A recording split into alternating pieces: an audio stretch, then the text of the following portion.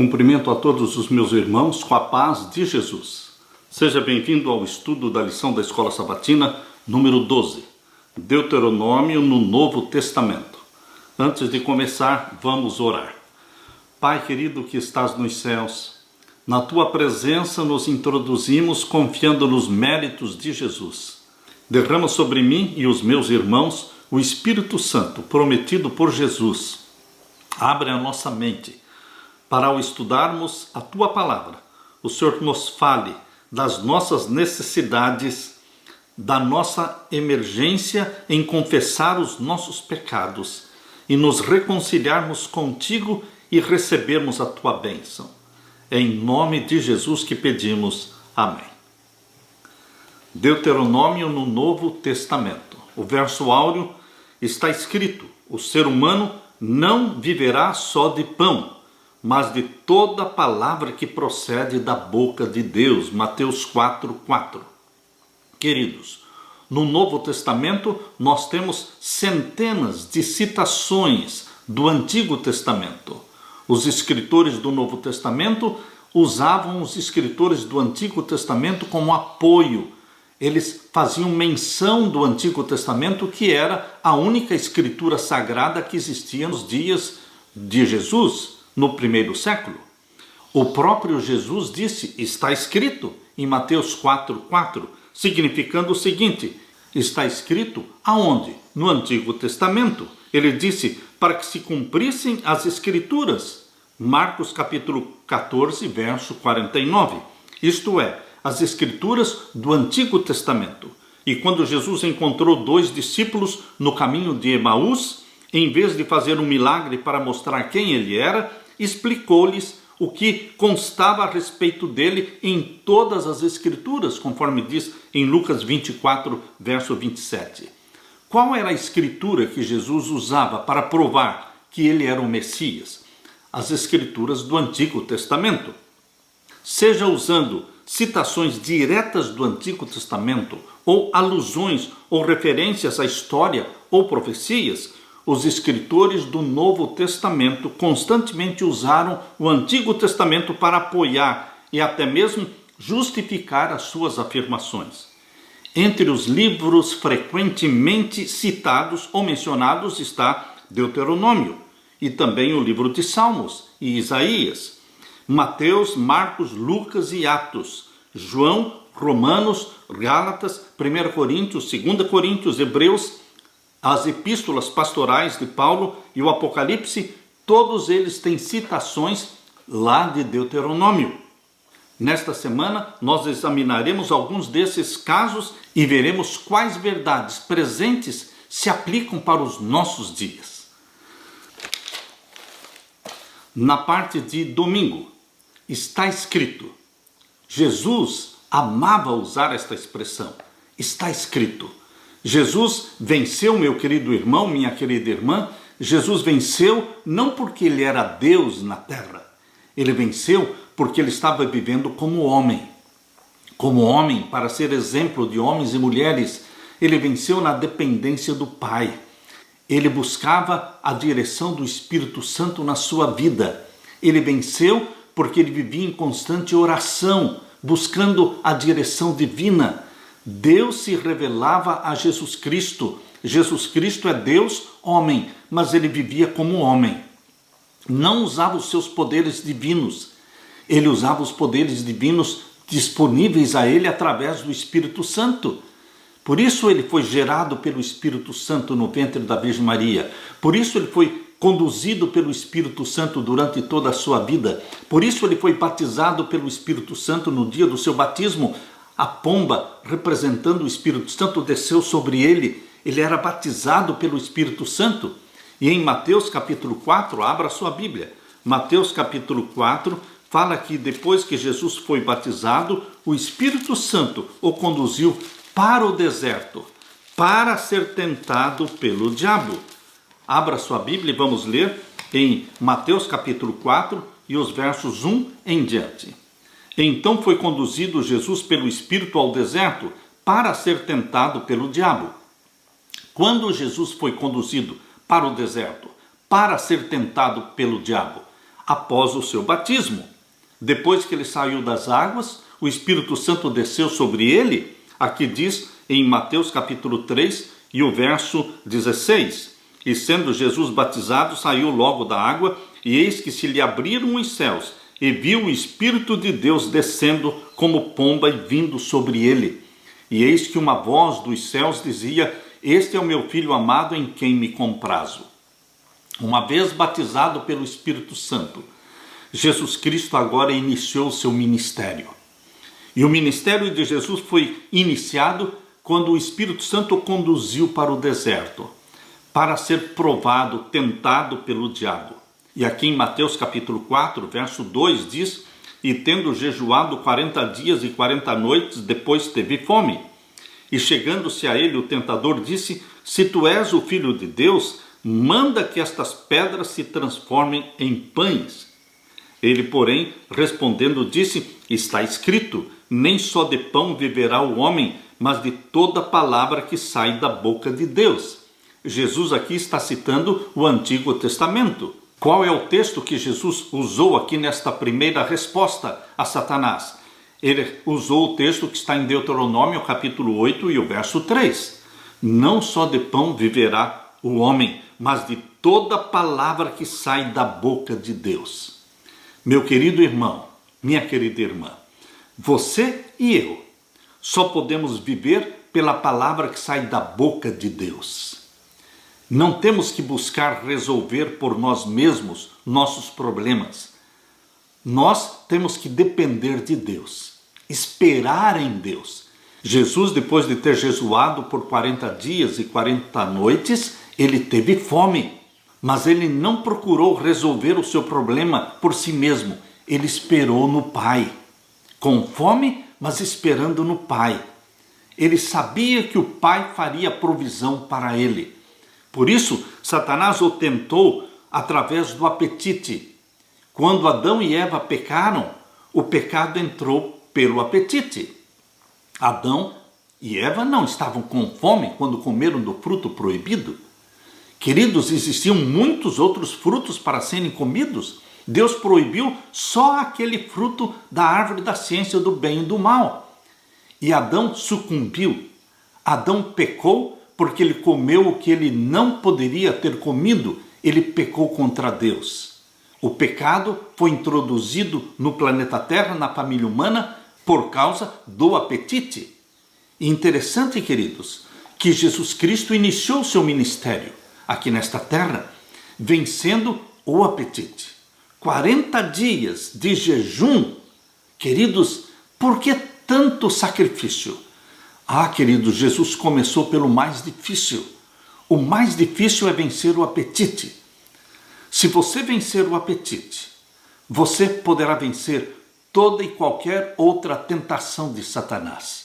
Para você e para mim, vencer, obter vitória sobre o apetite, é possível unicamente pelo poder do Espírito Santo.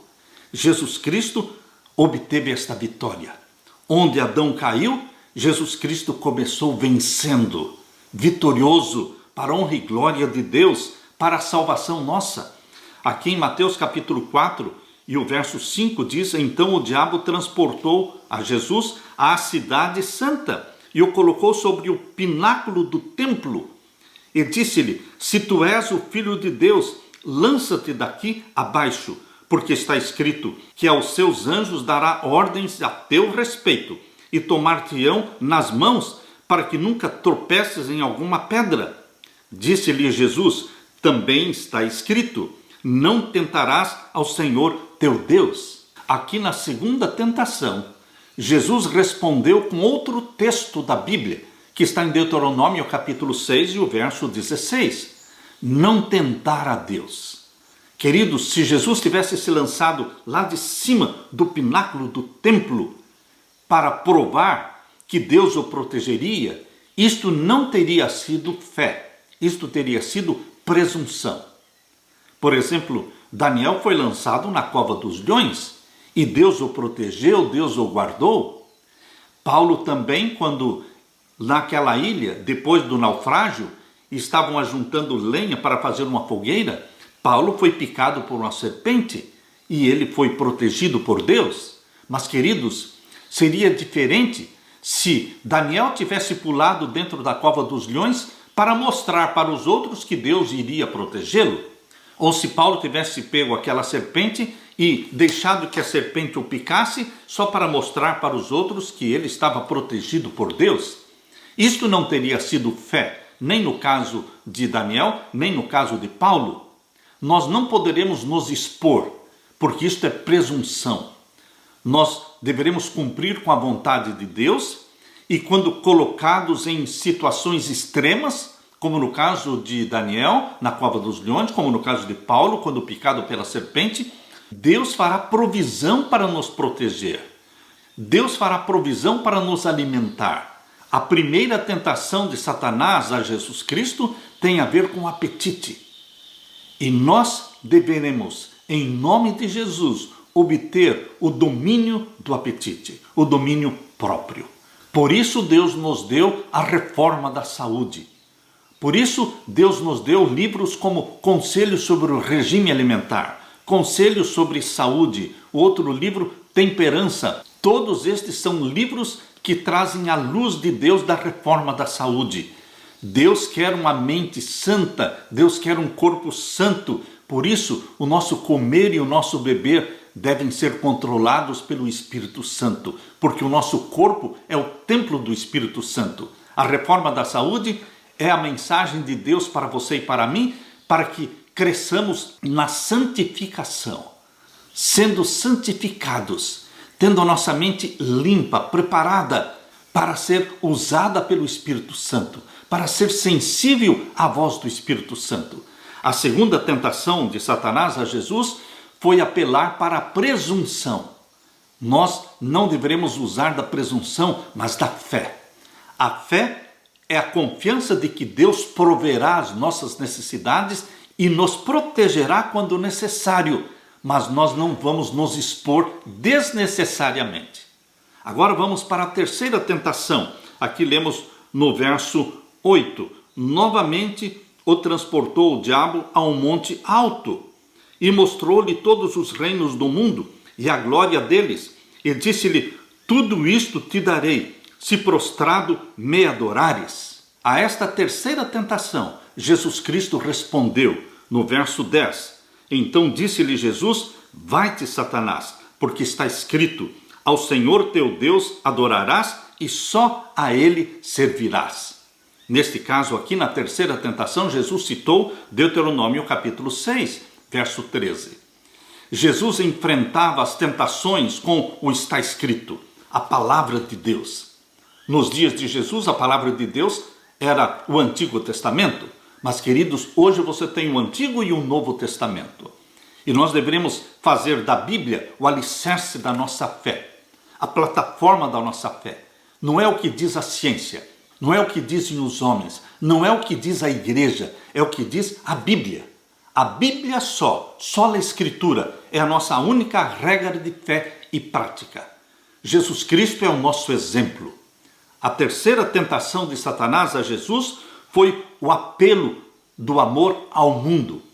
Jesus Cristo poderia obter os reinos deste mundo não pelo sacrifício de morrer na cruz.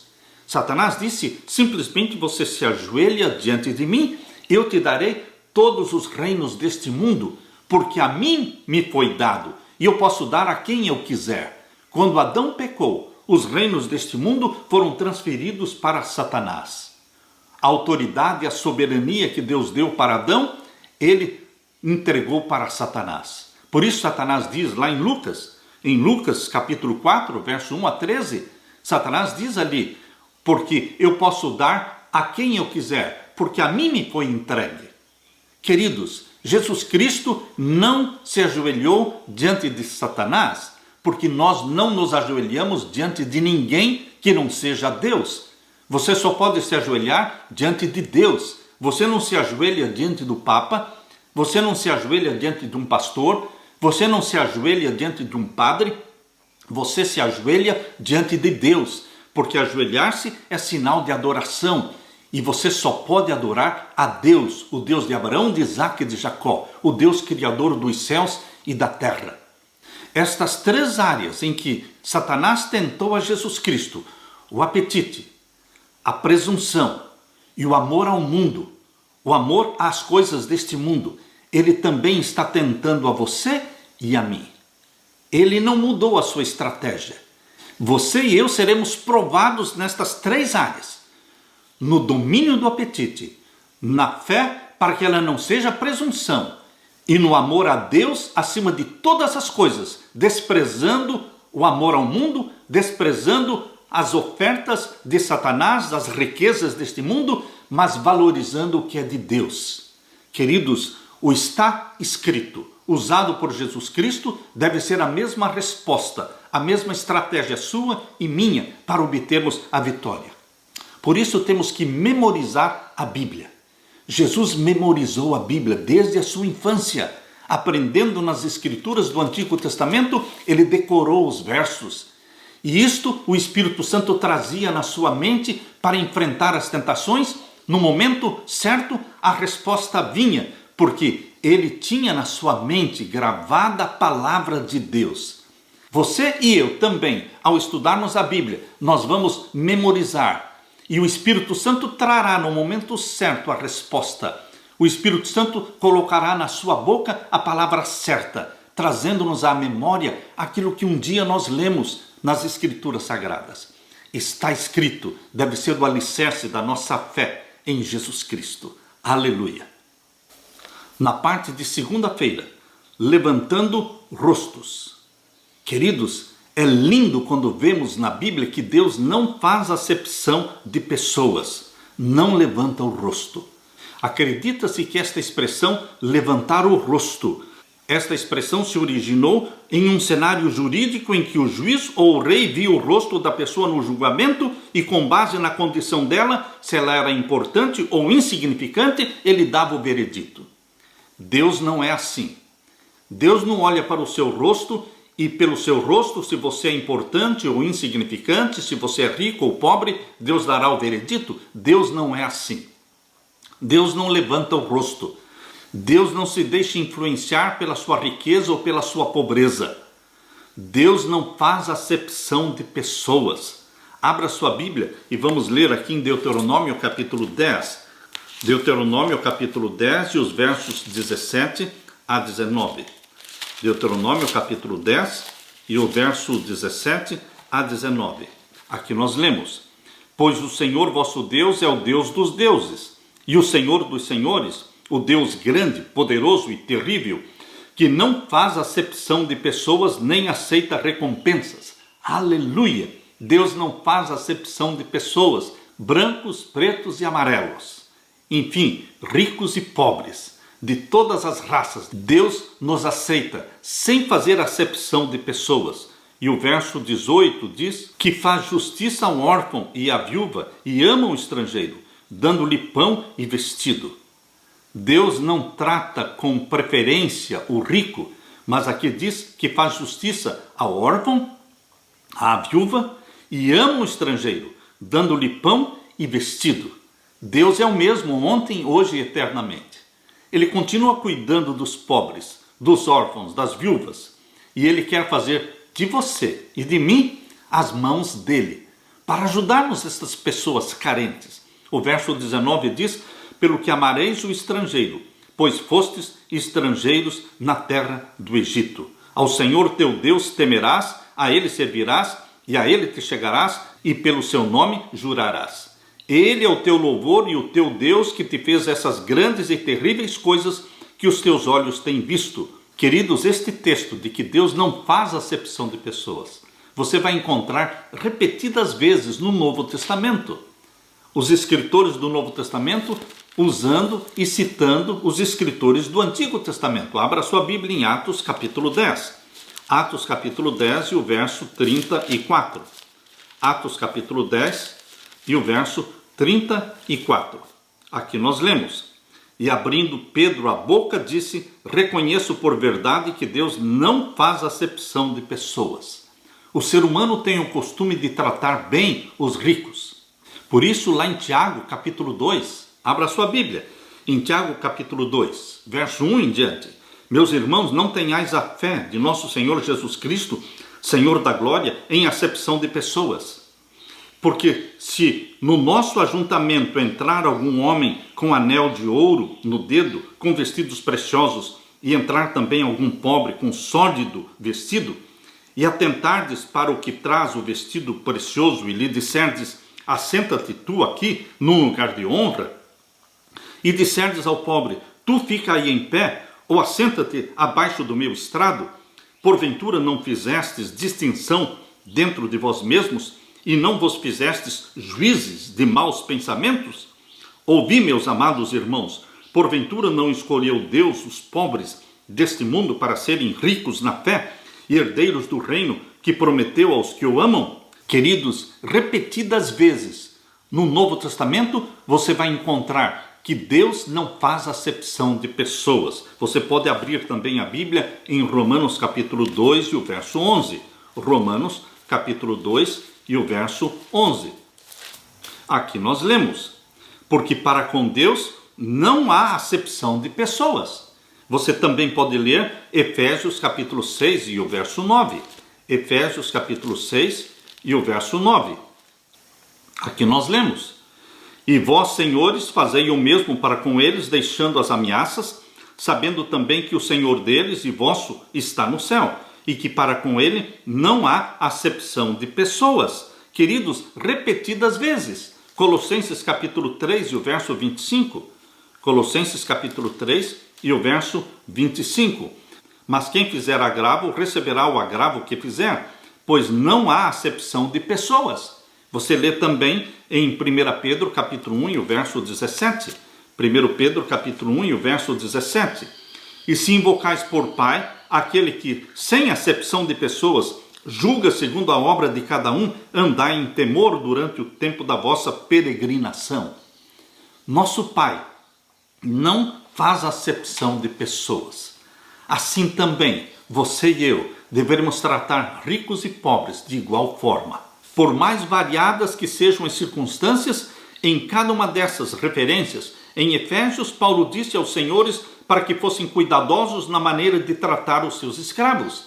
Em Romanos, Paulo falou que em relação à salvação e condenação, não há diferença entre judeus e gentios. Todas elas remontam a Deuteronômio e a ideia de que Deus não levanta o rosto, não faz acepção de pessoas. E se o Deus dos deuses, o Senhor dos senhores, o Deus grande, poderoso e temível não o faz, nós também não deveremos fazer acepção de pessoas. Em Romanos, vemos uma revelação do Evangelho. Estamos todos no mesmo nível, independentemente da nossa condição. Somos pecadores que carecem da graça de Deus. A boa notícia é que, não importa a nossa posição, nós todos somos salvos em Cristo Jesus, pelo sangue de Jesus Cristo. Aleluia. Na parte de terça-feira, amaldiçoado em um madeiro. Este texto, que está lá em Deuteronômio, capítulo 21, verso 23, ele é usado de forma como uma profecia messiânica, aplicada diretamente para Jesus Cristo. Abra sua Bíblia em Deuteronômio, capítulo 21 e o verso 23. Aqui nós lemos: o seu cadáver não permanecerá no madeiro, mas certamente o enterrarás no mesmo dia, porquanto o pendurado é maldito de Deus. Alguém que fosse pendurado no madeiro deveria ser retirado e enterrado no mesmo dia. E aqui diz: porquanto o pendurado é maldito de Deus. Queridos, este texto usado por Moisés aqui em Deuteronômio 21, verso 23, Paulo usou, aplicou a Jesus Cristo. Jesus foi pendurado no madeiro. Jesus Cristo morreu numa cruz. Aos olhos do mundo, ele era maldito de Deus. É como se ele estivesse sendo amaldiçoado. E na realidade, meu querido irmão, Jesus se tornou maldição na cruz do Calvário, porque ele morreu pelos nossos pecados. Ali na cruz do Calvário, Jesus se tornou pecado no seu lugar e no meu lugar, porque ele incorporou os nossos pecados. Por isso ele se tornou maldito de Deus. A maldição de Deus sobre o pecado recaiu sobre Jesus, porque Jesus se tornou pecado. Abra sua Bíblia em Gálatas capítulo 3. Gálatas capítulo 3, o verso 13. Aqui nós lemos: Cristo nos resgatou da maldição da lei, fazendo-se maldição por nós. Durante os 33 anos que Jesus viveu aqui nesta terra, durante todo o seu ministério, ele não estava se fazendo maldição em nosso lugar. Mas quando na cruz do Calvário, Jesus incorporou os nossos pecados, quando na cruz do Calvário, Jesus se tornou pecado, se tornou maldição, ali ele se sentiu separado do Pai. Foi ali que ele clamou: Deus meu, por que me desamparaste? Os nossos pecados, incorporados em Jesus Cristo, o fizeram se sentir separado do Pai.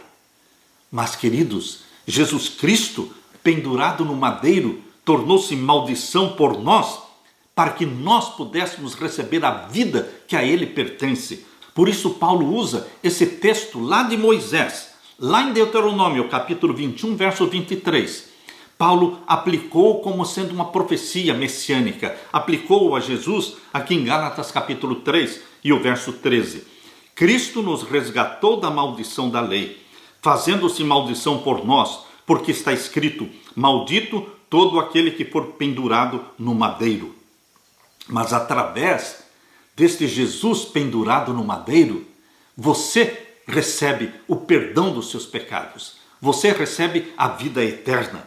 Verso 14, para que a bênção de Abraão chegasse aos gentios por Jesus Cristo e para que pela fé nós recebêssemos a promessa do Espírito. Pela fé em Jesus Cristo, você recebe o perdão dos pecados e você recebe a promessa do Espírito Santo que habita em nós. O Espírito Santo faz morada em nós. Esta promessa é graças à morte de Jesus Cristo na cruz.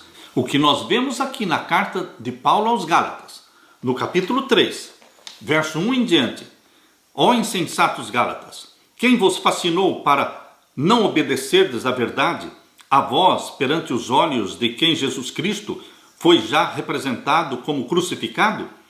Só quisera saber isto de vós: recebestes o Espírito pelas obras da lei ou pela pregação da fé? A salvação, o perdão dos nossos pecados, não vem através da obediência à lei. Os Gálatas queriam se salvar através da lei. E Paulo provou que a salvação é unicamente pela fé em Jesus Cristo. Muitos usam o livro de Gálatas, a carta de Paulo aos Gálatas, para provar que não precisamos obedecer à lei. Esse não era o ponto do apóstolo Paulo. Não é uma questão de obedecer ou não à lei. O que Paulo estava condenando ao escrever aos Gálatas era a tentativa inútil de querer se salvar pela lei. É impossível se salvar pela lei. Quando nós obedecemos à lei de Deus, os 10 mandamentos, não é para sermos salvos, mas é porque nós já fomos salvos em Jesus Cristo. É porque nós fomos salvos pelo sangue de Jesus Cristo, gerados pelo Espírito Santo, tornando-nos filhos e filhas de Deus. É por isso que o Espírito Santo nos dá o Espírito de Cristo. Um espírito de obediência aos mandamentos de Deus. Por isso, queridos, a obediência à lei de Deus não é para ser salvo, mas é porque fomos salvos em Jesus Cristo. Salvação, lembre-se, é unicamente através de Jesus Cristo. Aqui diz o verso 3, Gálatas 3, 3. Sois vós tão insensatos que, tendo começado pelo Espírito, acabeis agora pela carne? Será em vão que tenhais padecido tanto? Se é que isso também foi em vão? Aquele, pois, que vos dá o Espírito e que obra maravilhas entre vós, falo pelas obras da lei ou pela pregação da fé? Como é que nós recebemos o Espírito Santo? É pela obediência à lei ou pela fé em Jesus Cristo como nosso Salvador? É óbvio que é através de Jesus Cristo. E o verso 6 diz: assim como Abraão creu em Deus e isso lhe foi imputado como justiça, sabei, pois, que os que são da fé são filhos de Abraão. Você e eu somos filhos de Abraão porque cremos em Jesus como nosso único Salvador. E por que então obedecemos à lei de Deus, os 10 mandamentos? Porque fomos salvos por Jesus Cristo. E a resposta de alguém que foi salvo por Jesus Cristo é uma resposta de amor, de obediência aos mandamentos de Deus. Verso 8 diz: ora, tendo a Escritura previsto que Deus havia de justificar pela fé os gentios, anunciou primeiro o evangelho a Abraão, dizendo: todas as nações serão benditas em ti, de sorte que os que são da fé são benditos com o crente Abraão. Você e eu somos da fé, remidos pelo sangue de Jesus Cristo. Vamos sim ter prazer em obedecer aos mandamentos de Deus, não para ser salvo pela lei, mas porque fomos salvos pela fé em Jesus Cristo. Temos prazer em obedecer à lei de Deus. A lei de Deus, os 10 mandamentos, ela é escrita no nosso coração através do Espírito Santo. Por isso que Paulo diz aqui em Gálatas capítulo 3 e o verso 11, é evidente que pela lei ninguém será justificado diante de Deus, porque o justo viverá da fé. Você e eu vivemos da fé. Mas a fé em Jesus Cristo, salvos pela fé em Jesus Cristo, não significa que vamos continuar vivendo nos pecados. Porque em Apocalipse capítulo 14 e o verso 12, diz: aqui está a paciência dos santos, os que guardam os mandamentos de Deus e têm a fé de Jesus Cristo. É a fé em Jesus Cristo como nosso Salvador que gera, que produz a nossa salvação. Mas e daí, depois de salvos em Jesus Cristo? Vamos viver em obediência aos mandamentos de Deus. Aleluia! Na parte de quarta-feira, um profeta semelhante a você. Outra profecia messiânica, lá de Deuteronômio. Queridos, Moisés apareceu para o povo de Israel como sendo o libertador, aquele que intercedeu por eles diante de Deus. O próprio povo de Israel disse: não falemos diretamente com Deus. Eles tinham medo de falar com Deus diretamente, de serem destruídos, consumidos. E eles pediram para que Moisés fosse o mediador entre eles e Deus. Moisés foi um símbolo de Jesus Cristo como libertador nosso e como mediador nosso. Repetidamente, o Senhor advertiu Israel a não seguir práticas das nações vizinhas. As nações vizinhas eram pagãs. Eles viviam na prática de bruxaria, de feitiçaria, de encantamentos, de comunicação com os mortos. Por isso nós lemos aqui em Deuteronômio, eu vou ler aqui nesta Bíblia na linguagem moderna. Aqui em Deuteronômio capítulo 18 e o verso 9 em diante diz: quando entrarem na terra que o Senhor, o seu Deus, dá a vocês, não procurem imitar as coisas repugnantes que as nações de lá praticam. Israel não poderia viver como as nações pagãs viviam. Você e eu não poderemos viver como o mundo vive. O mundo hoje está possuído pela feitiçaria, pela bruxaria, pelos encantamentos, pela astrologia, pela consulta aos mortos, pela comunicação com os mortos. Queridos, nós não podemos viver como o mundo vive, porque nós somos povo de Deus hoje, como Israel era povo de Deus naquele tempo. Por isso aqui diz em Deuteronômio capítulo 18 e o verso 10, não permitam que se ache alguém no meio de vocês que queime em sacrifício o seu filho ou a sua filha, que pratique adivinhação, ou se dedique à magia, ou faça presságios, ou pratique a feitiçaria. Hoje os filmes que mais fazem sucesso são filmes de feitiçaria, de bruxaria. Os desenhos animados estão repletos de feitiçaria. E o verso 11 diz: ou faça encantamentos que sejam médiuns, consulte os espíritos ou consulte os mortos. Hoje o que mais existe é comunicação com os mortos. Queridos, quem se comunica com os mortos não está se comunicando com os mortos, porque os mortos nada sabem. Os mortos nada sabem.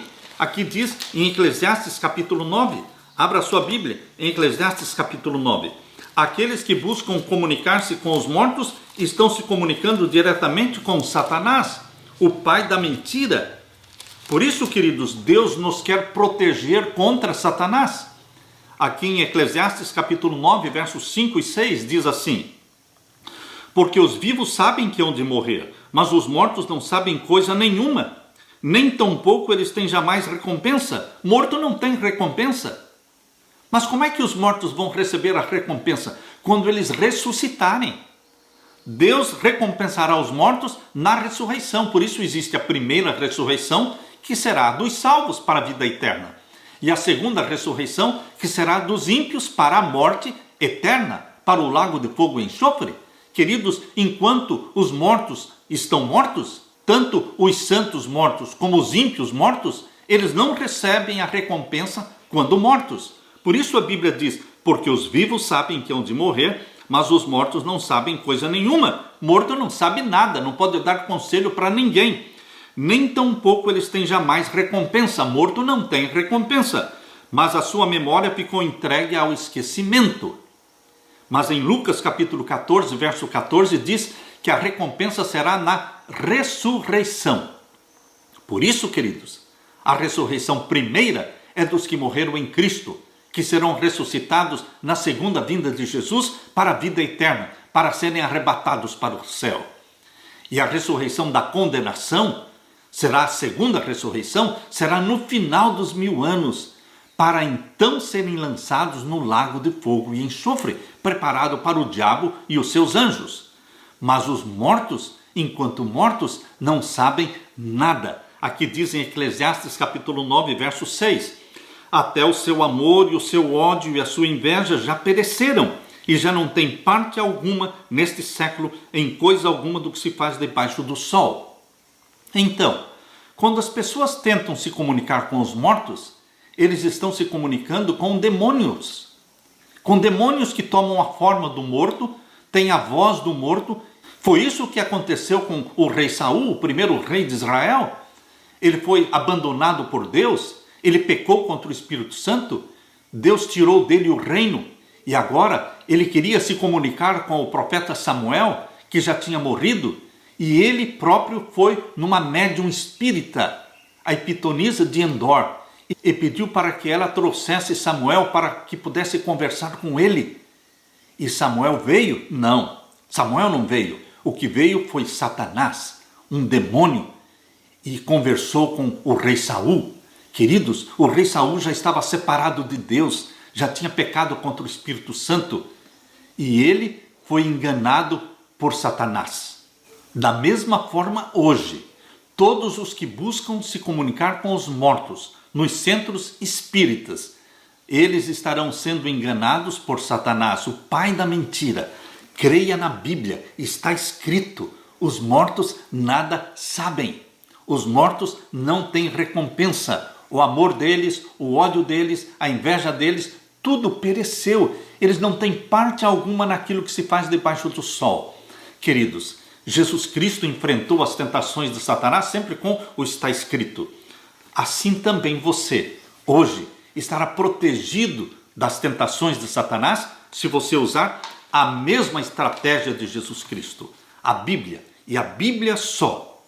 Em referência à aliança no Sinai, Moisés falou de como os filhos de Israel, na revelação da lei de Deus, queriam que o servo de Deus fosse um mediador, um intercessor entre eles e o Senhor. Então Moisés lhes prometeu 2 vezes que o Senhor levantaria um profeta como ele. Em Deuteronômio capítulo 18, verso 15, Moisés prometeu, Deus vai levantar no meio de vocês um outro profeta como eu.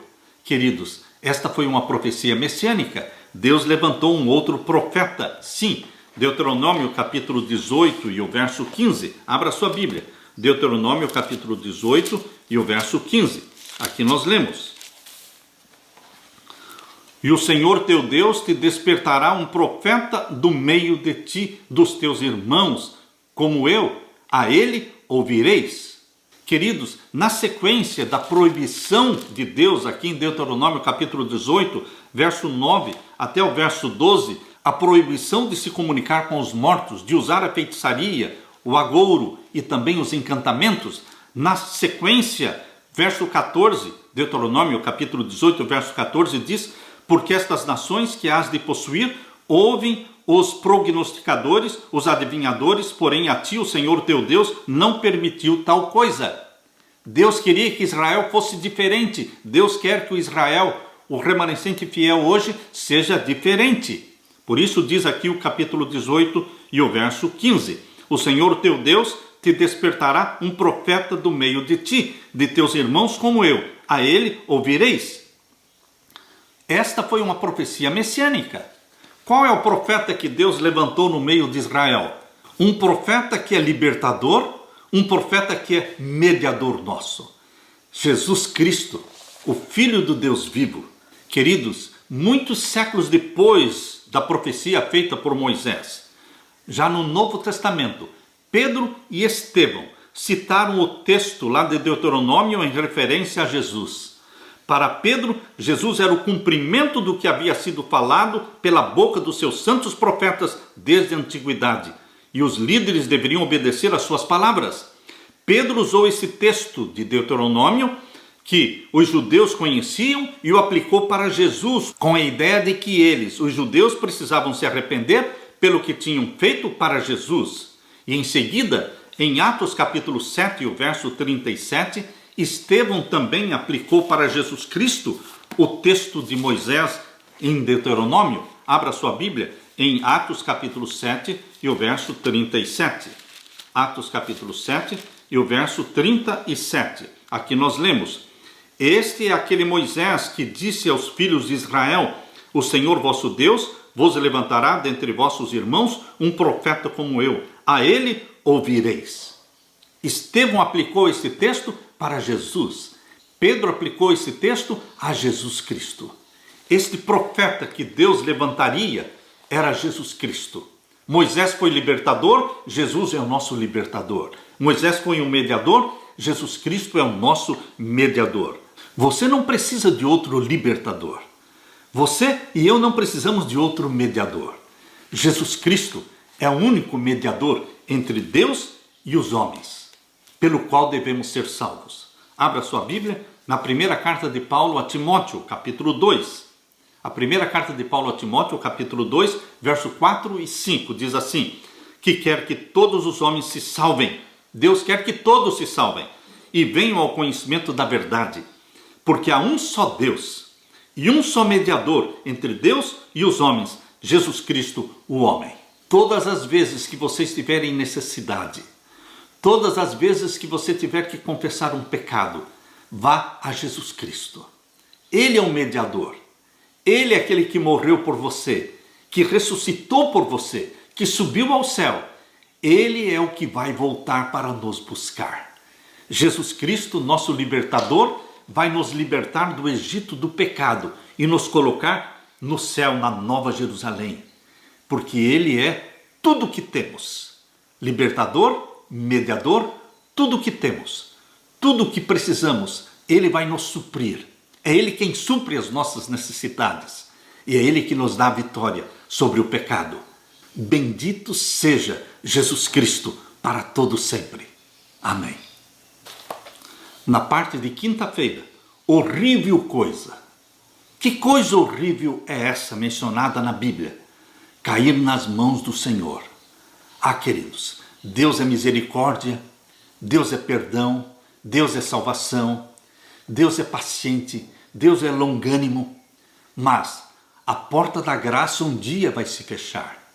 Muitos entristecem o Espírito Santo, muitos pecam contra o Espírito Santo, e quando pecamos contra o Espírito Santo, não há mais perdão. Então, queridos, horrível coisa é cair nas mãos do Senhor. Abra sua Bíblia e vamos ler em Hebreus capítulo 10. Hebreus capítulo 10, vamos ler os versos 25 a 31. Hebreus capítulo 10 e os versos 25 a 31. Muitos brincam com a graça de Deus. Muitos abusam da misericórdia de Deus. Mas entendam que com Deus não se brinca, com Deus não se zomba. Aqui diz em Hebreus capítulo 10, versos 25 em diante: não deixando a nossa congregação como é costume de alguns. Muitos deixaram de frequentar a igreja. Quando não é possível frequentar a igreja, obviamente, nós deveremos louvar a Deus e fazer o culto em nossa casa. Mas havendo oportunidade de você ir à igreja, louvar a Deus juntamente com seus irmãos, por que ficaríamos em casa? Por isso o conselho que Deus nos dá é não deixando a nossa congregação como é costume de alguns. Antes, admoestando-nos uns aos outros, e tanto mais quanto vedes que se vai aproximando aquele dia. Quanto mais próximos da segunda vinda de Jesus, quanto mais próximos da volta de Jesus, nós deveremos nos animar, nos admoestar, aconselharmos-nos mutuamente para não desanimar. E o verso 26, porque se pecarmos voluntariamente, lembre-se, aqui está falando do pecado voluntário, do pecado conhecido, do pecado consciente, porque se pecarmos voluntariamente, depois de termos recebido o conhecimento da verdade, então já não resta mais sacrifício pelos pecados. Quando é que não resta mais sacrifício pelos nossos pecados? Não é um pecado pela ignorância, não é um pecado de alguém que vive no paganismo, que nunca ouviu falar de Jesus, que nunca leu a Bíblia. Aqui está falando do pecado com conhecimento de causa. Depois que você recebe o conhecimento da verdade, depois que o Espírito Santo o convenceu da verdade, você toma a decisão de continuar na prática dos pecados voluntários, conscientes. E este é o caminho que vai nos conduzir ao pecado contra o Espírito Santo. O caminho para entristecer o Espírito Santo é o caminho do pecado voluntário, pecados conhecidos, pecados acariciados. Por isso, vou ler de novo, verso 26, Hebreus capítulo 10 e o verso 26. Porque se pecarmos, como? Voluntariamente, depois de termos recebido o conhecimento da verdade, já não resta mais sacrifício pelos pecados. E então o que resta para quem vive na prática dos pecados conhecidos? Qual é o resultado? Verso 27. Mas uma certa expectação horrível de juízo e ardor de fogo que há de devorar os adversários. Deus oferece para você o perdão. Mas se não houver confissão dos pecados, se você decide continuar teimosamente na prática dos seus pecados voluntários e conscientes, o que vai acontecer? Verso 27. Mas uma certa expectação horrível de juízo e ardor de fogo que há de devorar os adversários. O lago de fogo e enxofre, preparado para o diabo e seus anjos, será o lugar daqueles que decidiram não confessar e não abandonar os pecados. E o verso 28. Quebrantando alguém a lei de Moisés, morre sem misericórdia só pela palavra de 2 ou 3 testemunhas. Isto está lá em Deuteronômio. Uma pessoa não poderia ser morta pela palavra de uma só testemunha. Tinha que ser 2 ou 3 testemunhas. Quebrantando alguém a lei de Moisés, morre sem misericórdia só pela palavra de 2 ou 3 testemunhas. Verso 29. De quanto maior castigo cuidais, vos será julgado merecedor aquele que pisar o Filho de Deus e tiver por profano o sangue do testamento com que foi santificado e fizer agravo ao Espírito da graça. Quando nós pisamos em Jesus Cristo, quando nós desprezamos o sacrifício, o derramamento do sangue de Jesus na cruz do Calvário, que foi derramado para perdão dos nossos pecados, quando nós desprezamos isso, o sangue do Novo Testamento, quando nós fazemos isso, nós fazemos agravo ao Espírito da graça. Quem é o Espírito da graça? O Espírito Santo. Nós entristecemos o Espírito Santo. E quando nós entristecemos o Espírito Santo, nós não vamos ouvir mais a voz do Espírito Santo nos falando, este é o caminho, andai nele. Queridos, quando entristecemos o Espírito Santo deixa de nos convencer dos pecados, porque só o Espírito Santo nos convence do pecado. João capítulo 16, verso 8 diz, e o Espírito Santo vos convencerá do pecado, da justiça e do juízo. Se entristecemos o Espírito Santo pela prática contínua de pecados conhecidos, conscientes, voluntários, então ele não mais nos convencerá do pecado. E se ele não nos convence do pecado, nós vamos continuar nos pecados. E o que vai acontecer? Já não terá mais sacrifício pelos nossos pecados. E o verso 27 se cumprirá na vida daqueles que insistem em agravar o Espírito Santo. Hebreus 10, 27. Uma certa expectação horrível de juízo e ardor de fogo que há de devorar os adversários. Queridos, o que Deus tem para você não é o lago de fogo e enxofre. O que Deus tem para você é a nova Jerusalém. É um novo céu, é uma nova terra, onde habita a justiça de Deus. É para lá que Deus vai nos arrebatar, nos levar. Lá no céu nós vamos passar 1000 anos, conforme diz Apocalipse capítulo 20. E depois dos 1000 anos, nós vamos descer junto com a Nova Jerusalém, como diz em Apocalipse 21, vamos descer do céu junto com a Nova Jerusalém, e a Nova Jerusalém vai se tornar a capital da nova terra.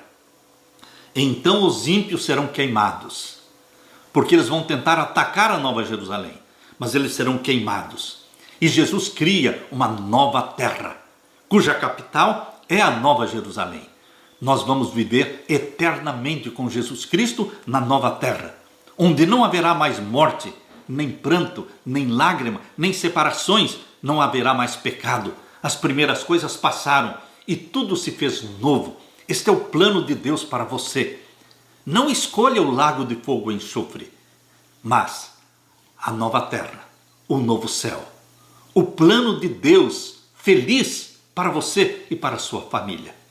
Diga, eu e a minha casa serviremos ao Senhor. Deus derrame sobre você e sobre a sua família o Espírito Santo. Jesus Cristo dê para você, meu querido irmão, minha querida irmã, a paz que só Ele tem para dar. Esta é a minha oração. Amém.